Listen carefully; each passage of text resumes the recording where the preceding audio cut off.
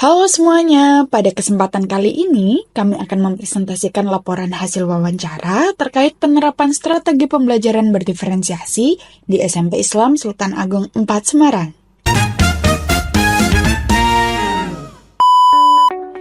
Presentasi ini bertujuan untuk memberikan gambaran bagaimana pembelajaran berdiferensiasi diterapkan, tantangan yang dihadapi, serta rekomendasi untuk meningkatkan efektivitas pembelajaran.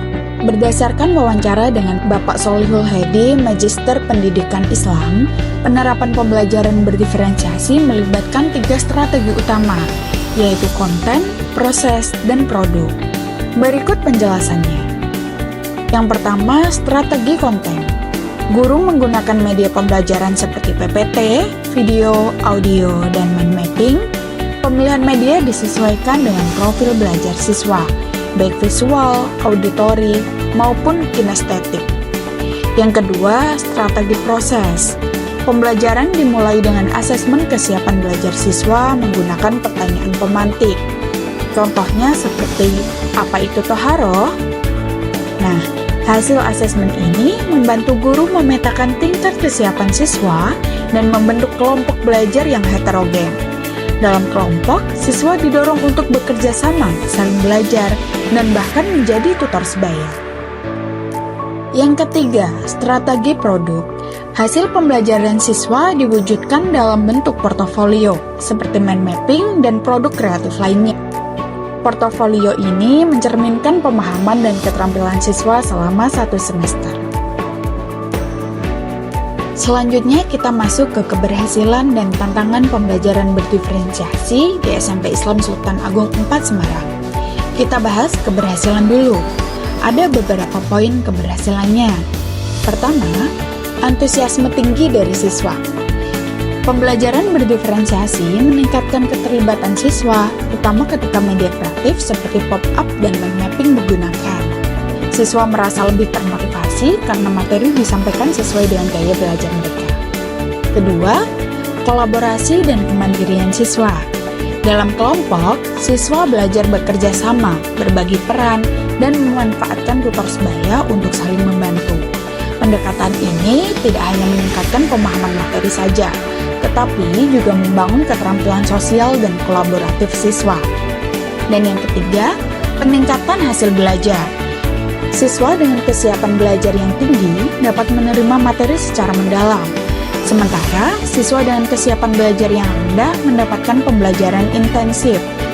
Hal ini memungkinkan semua siswa mencapai hasil belajar yang optimal sesuai dengan kapasitas mereka. Yang terakhir, implementasi sikap positif. Pendekatan KSE atau kompetensi sosial emosional membantu siswa mengembangkan nilai-nilai seperti kejujuran, disiplin, percaya diri, dan kemampuan bekerja sama. Selanjutnya adalah tantangannya. Kesiapan siswa yang beragam. Perbedaan kesiapan belajar antar siswa menjadi salah satu tantangan utama. Siswa di kelas unggulan seperti 7A1 lebih mudah diajak untuk mengikuti pembelajaran berdiferensiasi. Tetapi, siswa di kelas lain seperti 8A5 memerlukan pendekatan yang lebih intensif dan waktu yang lebih banyak untuk mengondisikan mereka. Kedua, keterbatasan fasilitas. Kondisi teknis seperti mati listrik menjadi kendala besar. Saat listrik padam, pembelajaran seringkali terhenti dan siswa harus dipulangkan karena kelas tidak kondusif. Ketiga, manajemen waktu. Pembelajaran berdiferensiasi memerlukan waktu persiapan yang cukup lama, terutama dalam menyusun media pembelajaran yang sesuai untuk berbagai kebutuhan siswa. Guru harus dapat mengelola waktu dengan baik agar semua strategi dapat diterapkan secara efektif dalam satu sesi pembelajaran. Minimnya pemikiran kritis di kalangan siswa. Karakteristik siswa yang kurang terbiasa berpikir kritis membuat guru harus berinovasi lebih jauh dalam menyusun metode dan materi pembelajaran agar mereka dapat terlibat aktif dalam proses belajar.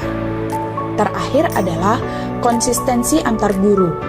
Tidak semua guru memiliki pemahaman yang sama tentang penerapan pembelajaran berdiferensiasi, sehingga konsistensi antar mata pelajaran sering menjadi tantangan. Oke, kita masuk ke kesimpulan dan rekomendasi. Penerapan pembelajaran berdiferensiasi di SMP Islam Sultan Agung 4 menunjukkan hasil yang positif, meskipun terdapat tantangan juga. Model ini memungkinkan siswa belajar sesuai kebutuhan mereka, meningkatkan keterampilan sosial, dan mengembangkan nilai-nilai karakter. Untuk mengoptimalkan pembelajaran ini, kami merekomendasikan 1. Pengembangan asesmen berkelanjutan. Dilakukan asesmen sepanjang semester untuk memantau perkembangan siswa secara dinamis. 2. Pemanfaatan teknologi. Gunakan alternatif teknologi seperti genset untuk mengatasi kendala teknis. 3. Kolaborasi guru. Adakan diskusi rutin antar guru untuk memastikan keselarasan dalam penerapan pembelajaran berdiferensiasi. 4. Modul khusus. Buat modul pembelajaran berdiferensiasi yang lebih spesifik dan mudah digunakan untuk setiap materi.